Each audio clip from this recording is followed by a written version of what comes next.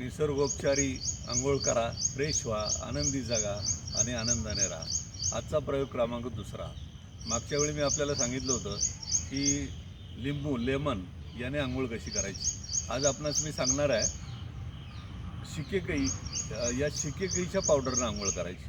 प्रथम काय करा, शिकेकाईची पावडर जी पूड आहे ती आपल्याला घरी करता येते। शिकेकाई अख्खी शिकेकाई पण आयुर्वेदिक दुकानात विकत मिळते किंवा अलीकडे त्याची पावडर पण मिळते।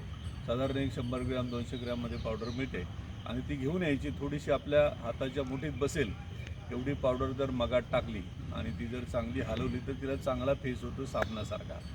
आणि हा फेस असलेली जी ते पाणी आहे, जे मिश्रण आहे, ते मिश्रण सर्व अंगाला डोक्यापासून पायापर्यंत फासायचं, म्हणजे चोळायचं।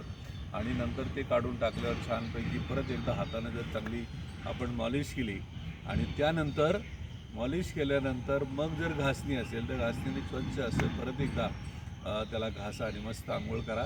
कोमट पाण्यानं आंघोळ करा, BP वाढत नाही, अतिशय स्वच्छ सुंदर आणि छान आंघोळ होते। खूप फ्रेश वाटतं, दिवसभर फ्रेश राहतं। त्याहीपेक्षा केसाचा आणि अंगाचा शिकेकाईसारखा छानसा सुगंध येतो। त्यामुळे हाही प्रयोग करून बघा। साबण खरंच वापरू नका, निसर्गाकडे चला, आनंद घ्या आणि मस्त मजेत जगा।